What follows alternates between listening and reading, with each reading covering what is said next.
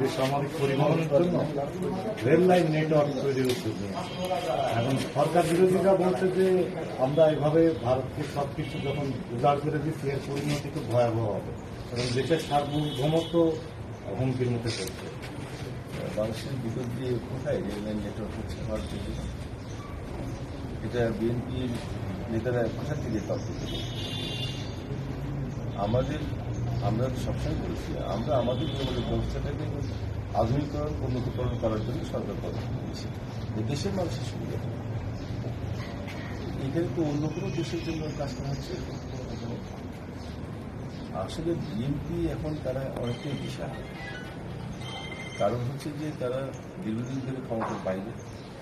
তারা যখন ক্ষমতায় ছিল 2001 থেকে 2006 সাল পর্যন্ত, এই সময় নানান অপকর্ম, দুর্নীতি, লুটপাট, হত্যা, সন্ত্রাসী এবং জঙ্গিবাদের উত্থান ঘটানো, এই হাওয়া ভবন বানায় নানান অপকর্মের কারণে তারা জনবিচ্ছিন্ন হয়ে গেছে।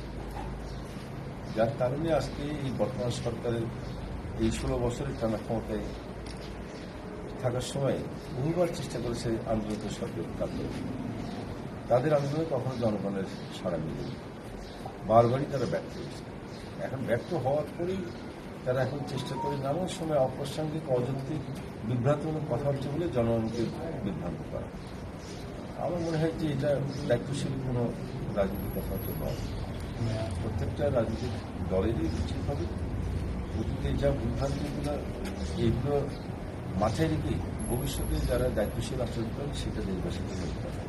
হ্যাঁ, আমরা দেখে আসছি যে দীর্ঘ একটা সময় ধরে বাংলাদেশ সামরিক রাষ্ট্র ক্ষমতায় থাকাকালে যারা দুর্নীতি করেছে নিজের ভেতরে দলের ভেতরেও ব্যবস্থা নিয়েছে, এগুলো দেখছি। কিন্তু এখন আবার সরকার বিরোধীরা বলছে যে মন্ত্রী, এমপি এবং সরকারি যারা কর্মকর্তা রয়েছে, পুলিশের প্রধান, এই লেভেলে যে ধরনের লুটপাট দুর্নীতি হচ্ছে সরকার তাদের প্রশ্রয় দিচ্ছে, তাদের বিরুদ্ধে ব্যবস্থা বিএনপি করতেই পারে, বিএনপি করতে পারে। কারণ আমাদের সরকার মাননীয় প্রধানমন্ত্রী শেখ হাসিনা উনি দুর্নীতির বিরুদ্ধে খুব শক্ত অবস্থানে আছেন। যাদের বিরুদ্ধে যখনই দুর্নীতির অভিযোগ উত্থাপন করছে বা প্রমাণ পাবেন তার বিরুদ্ধে আইনগত ব্যবস্থা নেওয়া হচ্ছে। আর বিএনপির সময় তো সেটা করে হাওয়া ভবন ছিল দুর্নীতির শর্ত রাজ্য, হাওয়া ভবন থেকে দেশের সমস্ত দুর্নীতি ওখান থেকে করা। আর বিএনপি যে শীর্ষ পর্যায়ে দুর্নীতির সঙ্গে জড়িত ছিল তার বড় প্রমাণ আজকে যে এই বাতিটি এবার কালো টাকা সাদা করার ব্যাপারে যে একটা সিদ্ধান্ত বিএনপি বলছে যে বিরোধিতা করছেন, এই বিএনপি নেতার সর্বোচ্চ পর্যায়ের নেতা বেগম খালেদা জিয়া উনি প্রধানমন্ত্রী থাকা অবস্থায় উনি জরিমানা দিয়ে কালো টাকা সাদা করেছিলেন। বিএনপির অর্থমন্ত্রী সাইফুর রহমান শেখ জরিমানা দিয়ে কালো টাকা সাদা করেছিলেন। যে দলের শীর্ষ পর্যায়ের নেতা নেত্রীরাই দুর্নীতিতে অভিযুক্ত কালো টাকা সাদা করেছিলেন এবং এই বিএনপির শীর্ষ নেতা তারেক রহমান উনি সিঙ্গাপুরের আদালতে মানি লন্ডারিং কেসে 7 বছরের জেল এবং 10 কোটি জরিমানা তার বিরুদ্ধে গেছিলেন।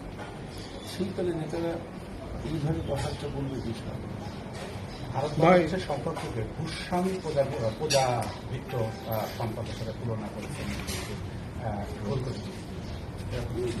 এখন এইসব বিএনপির কোন আধুনিকতা কি বলবে এটা নিয়ে ভারতের সঙ্গে বাংলাদেশের সম্পর্ক বা বর্তমান সরকারের সাথে সম্পর্ক সেটা তো আমরা গণমাধ্যমেই দেখছি।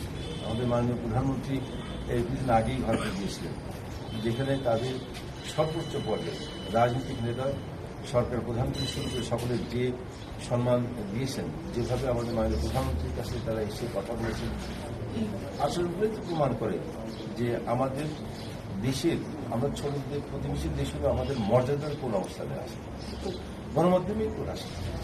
ভাই, বিএনপি নতুন করে তরুণদের দায়িত্ব দিয়েছে, আপনি এর আগেও একটা কথা বলেছিলেন, কি দৃষ্টিতে দেখছেন? না, আমি এর আগেও বলেছি যে বিএনপির তাদের কমিটি পরিবর্তন করেছে, অনেক নেতৃত্ব প্রদান, সেটা তাদের সাংগঠনিক কারণে তারা করতেই পারে, তাদের সংগঠনকে শক্তিশালী করার করতেই পারে। তবে আমাদের প্রত্যাশা, জাতির প্রত্যাশা, যেই যারা নতুন দায়িত্ব পেয়েছেন এই সমস্ত নেতৃবৃন্দ তারা অতীতে তাদের যে সন্ত্রাসী নাশকতামূলক কর্মকাণ্ড পরিহার করে ইতিবাচক রাজনীতি করবে, যাতে দেশের মানুষ, দেশ জনগণের ক্ষতি না করে তাদের উন্নয়নের পক্ষে তাদের সহায়তামূলক ভূমিকা থাকবে, সেটা ভাই একটু